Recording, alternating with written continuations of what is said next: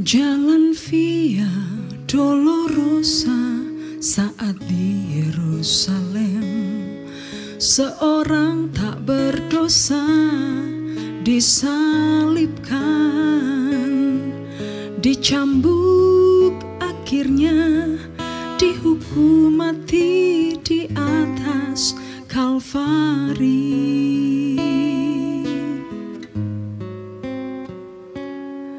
Dipukul hingga berdarah, bilur-bilur di punggungnya, mahkota duri pada kepalanya.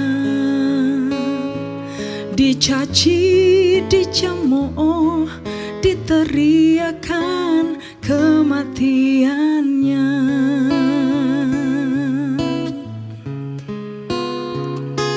Jalan Via Dolorosa, jalan penderitaan, Yesus Kristus Mesias menanggungnya. Dia lakukan karena kasih-Nya pada kita semua. Jalan Via Dolorosa menuju ke Kalvari.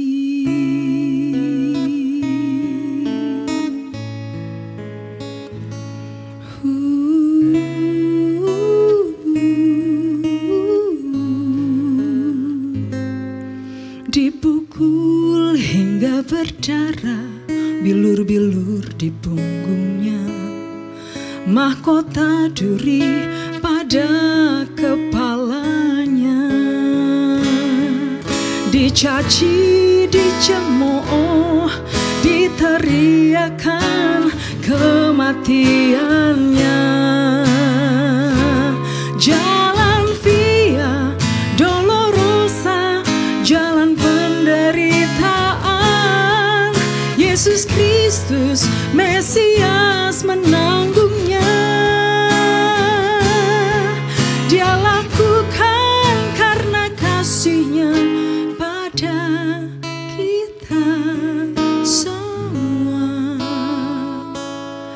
Jalan Via Dolorosa menuju ke Kalvari. Darahnya menyucikan setiap manusia, dibayar oleh seorang dari Yerusalem. Jalan Via Dolorosa, jalan penderitaan, Yesus Kristus Mesias menanggungnya. Dia lakukan karena kasih-Nya pada kita semua. Jalan Via Dolorosa menuju ke Kalvari.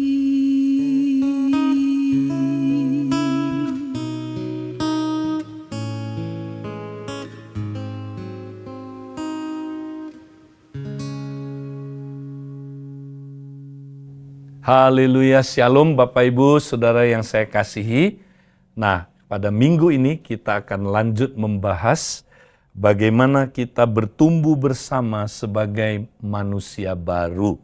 Nah, Saudara, kita sudah bahas apa itu manusia baru, ya, dan apa itu manusia lama. Ya, manusia lama adalah ya di mana saudaraku saya di dalam Adam. Jadi Adam bersama dengan tubuhnya, itulah manusia lama.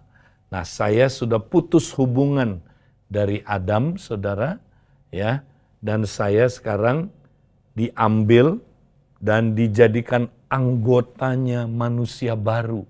Siapa manusia baru itu? Kristus dan tubuhnya, saudara. Saya sekarang jadi anggota tubuhnya, ya. Saya jadi bagian dari manusia baru. Saya adalah ciptaan ciptaan yang baru ada di dalam manusia baru. Dulu saya adalah ciptaan yang lama ada di dalam manusia lama. Nah, Alkitab berkata, kita udah belajar minggu yang lalu, kita harus, saudara, ya, menanggalkan kelakuan-kelakuan manusia lama, ya, dan mengenakan kelakuan-kelakuan manusia baru, ya. Kenapa? Karena waktu kita putus hubungan dengan Adam, kita masih mempunyai kelakuan-kelakuan manusia lama. Ya, itu respon-respon otomatis dalam tubuh kita. Ingat, tubuh kita belum sempurna, saudara. Tubuh kita ini udah terlatih dalam kebiasaan-kebiasaan yang berdosa. Nah, karena itu, saudara, ya, walaupun kita udah dicangkok, ya, tubuh kita ini dicantumkan ke dalam tubuh Kristus, tapi tidak otomatis kita masih memiliki kelakuan-kelakuan, ya, saudara, manusia yang baru. Ya, kita belum punya kelakuan itu, ya, karena ini kebiasaan baru yang mesti dibangun, saudara. Jadi tanggalkan kebiasaan lama yang berdosa, kenakan, ya, terus-menerus, ya, kelakuan manusia baru yang diciptakan menurut gambar, ya, Allah, serupa dengan Kristus. Nah, bagaimana melakukannya, saudara? Nah, ini harus dilakukan di dalam komunitas, ya, manusia baru. Itulah kompak komsel, saudara, ya. Kita mesti melakukannya bersama-sama, nggak bisa sendirian, saudara. Karena ini manusia baru itu korporat, bukan pribadi. Ya, jadi untuk kita bisa, saudara, ya, menanggalkannya kelakuan manusia lama, mengenakan kelakuan manusia baru, harus dilakukan bersama-sama di dalam komunitas, ya, manusia baru itu, yaitu apa? Kompak dan komsel, tolong menolong melakukannya, saudara. Sama kayak gini, saudara. Ya, kalau saya udah ada dalam anggota tangan saya kalau sakit, saudara, ya, misalnya luka tangan kanan saya, tangan kiri saya masa tidak bantu, saudara? Dia pasti akan bantu menolong supaya tangan kanan yang luka ini bisa disembuhkan, saudara. Ya, caranya gimana? Ya, dia kasih obat, ya, dia tutup pakai saudaraku, Tensoplas, ya, supaya dia sembuh, disayang-sayang, dicek, ya, sama anggota lainnya, udah sembuh belum, ya. Nah, demikianlah dalam tubuh, saudara, kita harus tolong menolong, ya, untuk saudara, membuang, menanggalkan, ya, kelakuan-kelakuan manusia lama dan mengenakan kelakuan-kelakuan manusia baru. Tolong menolong, saudara. Kalau enggak, saudara, enggak mungkin akan terjadi pemulihan, saudara. Nah, sekarang kita mau lihat beberapa hal, ya, yang harus kita lakukan, saudara, ya, supaya kita bisa menanggalkan manusia lama kita, kelakuan manusia lama, dan mengenakan kelakuan manusia baru. Hal-hal apa aja yang perlu kita praktekkan? Nah, kita akan lihat 5 hal yang kita mesti, saudaraku, ya, lakukan dalam proses menanggalkan dan mengenakan ini. Yang pertama, kita lihat ayat 25 Efesus 4, ya.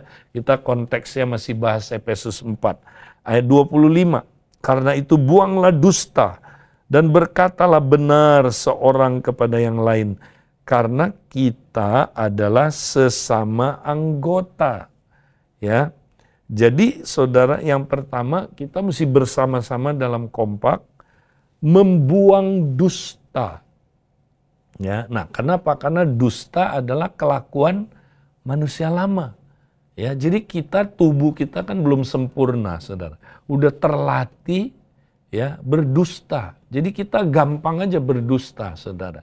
Ya, karena itu udah terlatih. Ya, kita nggak jujur. Nah, ini banyak terjadi di komsel, di kompak. Kita suka berdusta. Kamu ada masalah ya? Oh, nggak ada. Nggak ada masalah. Tapi nanti di luar ceritain, saudara. Wah, ya anggota kompak saya itu, saya mah sebel sama dia sebenarnya ya. Gua sebenarnya nggak suka sama dia, tapi nggak berani ngomong, saudara. Nggak ada keterbukaan, ya. Berdusta terus. Kamu ya masih ada dosa? Enggak. Ya, kamu lihat pornografi? Enggak. Ya, saya nggak lagi lakukan itu. Ya, dia bohong, saudara. Nah, ini kelakuan manusia lama, mesti dibuang berdusta ini. Nah, bukan hanya berdustanya dibuang, tapi katanya kita mesti berkatalah benar seorang kepada yang lain. Nah, kenakanlah perkataan yang benar.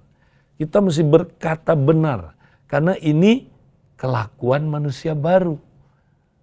Nah, gimana caranya? Yaitu tadi, tanggalkan dusta, bertobat, ya saudara. Kemudian kenakan saudara, perkataan yang benar. Ya, ngomong yang benar, ngaku dosa. Ya benar, saya ada masalah sama dia. Terbuka, ya benar. Ya, saya masih suka nonton pornografi.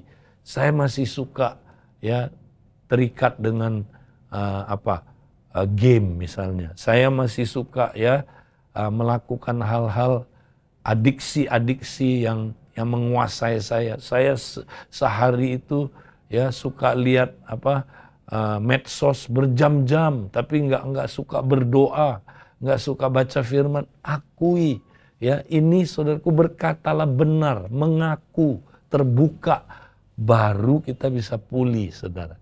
Dan berapa sering kita harus terbuka, berkata benar, terus-terusan sampai jadi kebiasaan yang baru. Nah, ini banyak orang pikir ngaku dosa itu sekali aja, ya. Berkata benar itu sekali aja. Enggak, terus-terusan sampai jadi kebiasaan yang baru. Itu manusia yang baru, kelakuan manusia baru, ya. Nah, ini yang pertama. Kedua, kita lihat ayat yang ke-26, ayat berikutnya. Apabila kamu menjadi marah, janganlah kamu berbuat dosa. Janganlah matahari terbenam sebelum padam amarahmu. Nah, yang kedua ini dosa marah, saudara. Ya, dosa marah ini ya sangat-sangat saudaraku, ya dititik beratkan oleh ajaran Yesus. Ya, saudara, marah ini ya kalau kita nggak beresin, saudara, wow, bahaya sekali. Ya, kita suka pikir marah nggak apa-apa, biasa marah, ya kan? Ingat, marah-marah. Ya, marah-marah yang berdosa ini adalah kelakuan manusia lama, saudara. Ya, mesti kita buang. Ya, kita buang. Karena kalau kita nggak buang, kita memberi tempat, saudara. Ya, kita memberi tempat, kesempatan buat iblis bekerja, buat setan bekerja. Nah, salah satu arti nama setan atau iblis, saudara, ya. Nah, salah satunya arti nama itu adalah perusak. Dia itu perusak. Jadi kalau kita marah-marah, saudara, ya, marah yang berdosa ini ya, bukan marah kudus, marah yang berdosa, maka kalau kita simpen terus kemarahan itu, saudara, ya, impact-nya adalah, saudara, kita lewat marah-marah kita itu, setan punya kesempatan, ya, untuk menyerang tubuh Kristus, saudara. Dan nama setan salah satu artinya adalah perusak. Jadi kita kasih kesempatan buat setan merusak kompak kita, merusak komsel kita, merusak tubuh Kristus. Nah, akibatnya kita hancur, saudara. Ya, jadi makanya, saudara, marah-marah nggak boleh dibiarin. Karena marah-marah, saudara, kalau kita baca ya di dalam kitab Kejadian, saudara, ya waktu Tuhan bilang sama siapa, saudara, sama Kain, di manakah adikmu? Dia, wah, saudara, dia bilang, memang saya penjaga adik saya. Ya, waktu itu sebelumnya Tuhan bilang, kenapa kamu marah-marah? Ya kan? Kalau kenapa kamu marah-marah? Lihatlah, karena kamu marah-marah, dosa telah mengintip di depan pintu. Ya kan? Dosa mengintip, saudara. Jadi rupanya ya kalau marah-marah itu bagaikan hati kita seperti pintu yang ada celahnya. Ya, jadi bisa diintip oleh dosa. Dengan perkataan lain, dosa bisa punya celah masuk ke dalam hati kita. Jadi dosa kemarahan, saudara, itu adalah dosa yang menyebabkan nanti dosa-dosa lain bekerja. Ya, masuk ke dalam hidup kita, menguasai kita. Sama kayak saudara, karena Kain tidak mau beresin marah-marahnya, saudara. Nah, apa yang terjadi, saudara? Akhirnya dia menjadi ya benci kepada adiknya, ya, dia benci sekali dan dia bunuh adiknya. Lihat, dosa-dosa lain masuk semua, saudara. Dia bunuh adiknya. Ya, dia merusak hubungan. Ya, dialah perusak komunitas pertama sesudah saudaraku Adam dan Hawa jatuh dalam dosa. Nah, kita lihat saudaraku, marah-marah harus kita buang.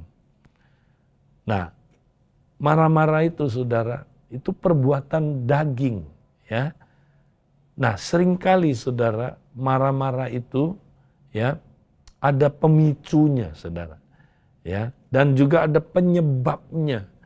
Ya, mungkin dia pernah luka pada masa lalu.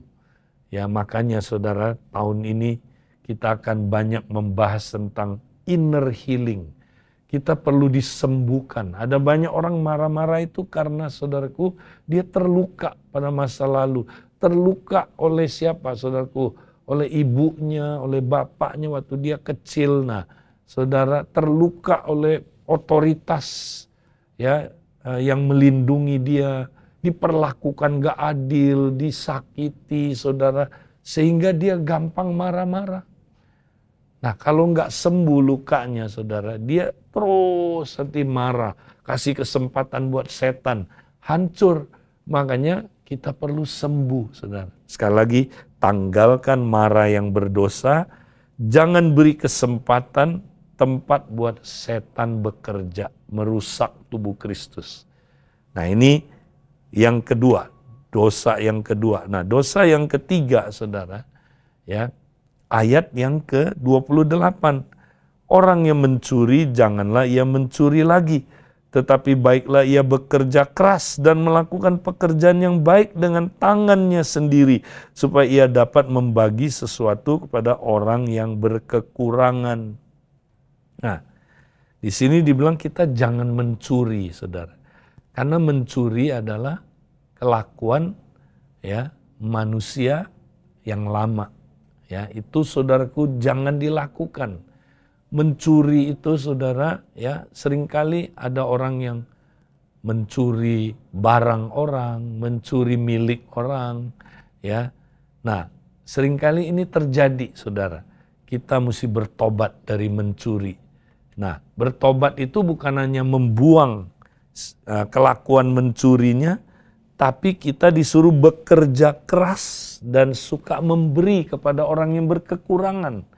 Ya, jadi kita mesti bangun sifat ya atau kelakuan bekerja keras ya dan suka memberi. Nah, ini sekali cukup nggak? Enggak, terus-terusan, saudara. Ya. Jadi mengenakan ya manusia baru itu terus-terusan sampai jadi. Ya, nah inilah saudaraku yang perlu kita lakukan. Next, berikutnya lagi saudaraku. Ya. Nah, ini yang keempat. Dikatakan ayat 29. Janganlah ada perkataan kotor keluar dari mulutmu, tetapi pakailah perkataan yang baik untuk membangun, di mana perlu supaya mereka yang mendengarnya beroleh kasih karunia. Nah, yang keempat, saudara, kita perlu apa, saudara? Tanggalkan perkataan kotor, ya, dan pakailah perkataan yang membangun, yang mendatangkan kasih karunia. Nah, apa itu perkataan kotor, saudara? Ini bukan hanya kata-kata apa ya, yang bersifat porno, ya. Nah, memang itu mungkin termasuk di dalamnya, saudara. Tapi perkataan kotor di sini, ya, kalau dalam bahasa Inggris corrupt words, ya, kata-kata yang tidak mendatangkan kehidupan, tapi kematian. Kata-kata yang merusak, kira-kira begitu, saudara. Orang yang dengernya tidak dibangun, tapi malah diruntuhkan, ya, membuat dia saudaraku, ya, malah menghancurkan dia, ya. Jadi kita perlu saudara? Perlu perhatikan, kita banyak tuh keluar kata-kata kotor, ya, kata-kata yang tidak membangun, kata-kata yang merusak orang lain, ya, menghancurkan orang lain, ya, misalnya menghancurkan potensi hidup orang lain, merusak identitas orang lain, ya. Kita, saudara, ngomong itu ya nggak mendatangkan kasih karunia. Misalnya, ya, anak kita, saudara, kita tahu dia berbuat salah. Ya, kita nggak kompromi sama salahnya, saudara. Tapi jangan, ya, kita keluarkan kata-kata yang, saudara, merusak identitasnya, merusak, ya, potensi maksimalnya, saudara. Ya, jadi kita boleh bilang, iya nak, kamu salah nak, itu salah. Tapi papa percaya, ya, kamu diciptakan oleh Tuhan dengan, ya, serupa gambar Kristus. Kamu bisa mengalahkan ini. Karena kamu seperti, ya, Kristus diciptakan. Kamu bisa, ya, mengalahkan dosa yang kamu jatuh ini di dalamnya. Itu kata-kata yang mendatangkan kasih karunia. Itu tidak merusak identitas dia, tidak merusak potensi maksimal dia, saudara. Ya, daripada kita ngomong begini, kamu memang jatuh dalam dosa, percuma lu jadi Kristen, percuma kamu jadi anak Tuhan. Nah, itu merusak, saudara, merusak gambar diri, ya. Itu kata-kata yang mematikan, itu kata-kata kotor yang kita mesti bertobat, ya, saudara. Percumalah kamu ikut pria sejati. Apaan lu pria sontoloyo lu? Pria sejati 1, 2, 3 yes, 1, 2, 3 yes. Apa lu nggak berubah-berubah hidupnya? Sampai sekarang coba nggak berubah-berubah. Nah itu kata-kata kotor, saudara. Ntar suaminya juga marah, ya, pakai institusi lagi dia. Kamu juga percuma ikut WB apa itu? Wanita bijak, bukan, kamu bukan wanita bijak, wanita bejat kamu. Aduh, saudara. Nah, ini kata-kata kotor ini. Ini kata-kata yang tidak mendatangkan kasih karunia, yang tidak membangun. Saudara, kita mesti bertobat. Kata-kata ini mesti kita tanggalkan. Karena ini adalah kelakuan manusia lama. Ya, sekarang kita mau kenakan kelakuan manusia baru. Kata-kata, ya, yang tidak kompromi, ya, bukan berarti kita kompromi sama dosa, enggak. Tapi kata-kata yang membangun, saudara. Membangun gambar diri orang, membangun saudara, potensi maksimalnya. Ya, kita tidak merusak tapi membangun sehingga dia yang dengar mendatangkan kasih karunia, saudara. Wow, kata-kata kita menghidupkan orang, bukan mematikan orang. Ini kita mesti praktekkan di kompak, di komsel, di keluarga kita, saudara. Ya, itulah cara hidup manusia baru. Oke? Nah, sekarang yang terakhir, saudara. Ya, yang terakhir itu apa, saudara? Efesus 4, 30-32. Dan janganlah kamu mendukakan Roh Kudus Allah yang telah memeteraikan kamu menjelang hari penyelamatan. Segala kepahitan, kegeraman, kemarahan, pertikaian, dan fitnah hendaklah dibuang di antara kamu. Demikian pula segala kejahatan. Ya, tetapi hendaklah kamu ramah seorang terhadap yang lain, penuh kasih mesra dan saling mengampuni sebagaimana Allah di dalam Kristus telah mengampuni kamu. Nah, yang kelima ini, saudara, tanggalkanlah sikap hati dan kelakuan yang merusak tubuh Kristus dan kenakanlah sikap hati dan kelakuan yang membangun tubuh Kristus. Jadi ada sikap hati dan kelakuan-kelakuan yang merusak tubuh. Nah, apa itu saudara? Yaitu ya kepahitan, kegeraman, kemarahan, pertikaian, fitnah, ya, segala kejahatan. Ini adalah ya sikap hati dan kelakuan yang merusak tubuh Kristus. Ya, ini dari manusia lama. Ini kelakuan manusia lama yang membinasakan. Tanggalkan itu saudara. Ya, nah cukup tanggalkan enggak? Kenakan apa? Nah, hendaklah kamu ramah seorang terhadap yang lain. Penuh kasih mesra, saling mengampuni. Sebagaimana Allah di dalam Kristus telah mengampuni kamu. Inilah sikap hati dan kelakuan yang membangun tubuh. Nah, ya, kita mesti bangun tubuh, bangun manusia baru itu, saudara. Bangun terus sampai jadi serupa dengan Kristus. Ya, kita tolong menolong melakukannya, saudara. Nah, ingat, kita nggak boleh terus-terusan punya sikap hati, kelakuan yang merusak tubuh. Kalau kita piara terus, kita terus-terusan biarkan sikap hati dan kelakuan yang merusak tubuh Kristus, Roh Kudus sedih, saudara. Kenapa? Karena Roh Kudus itu dia fungsi utamanya sekarang dalam tubuh Kristus adalah dia yang membentuk tubuh Kristus, dia yang memelihara tubuh Kristus, dia yang membangun tubuh Kristus. Kita melawan perbuatannya dia. Kita bukannya membentuk tubuh Kristus, kita menghancurkan tubuh Kristus. Ya, kita bukannya saudara memelihara tubuh Kristus, kita merusak tubuh Kristus. Ya, kita bukannya yang membangun tubuh Kristus, kita meruntuhkan tubuh Kristus. Sedih nggak Roh Kudus? Sedih. Jangan buat Roh Kudus sedih, saudara. Kalau Roh Kudus sedih nanti dia berdiam. Kalau dia nggak mau bertindak, kita gawat, saudara. Ya, makanya mari kita senangkan Roh Kudus dengan cara kita buang dosa-dosa, kelakuan-kelakuan manusia lama itu yang merusak tubuh Kristus, dan kita bangun, ya, apa saudaraku, kelakuan manusia baru yang terus-menerus membangun tubuh Kristus. Saya berdoa supaya ini kita bisa praktekkan di dalam kompak kita, di dalam komsel kita. Mari kita semangat, ya. Kita mau saudaraku bertumbuh bersama sebagai manusia baru. Tuhan memberkati kita. Amin.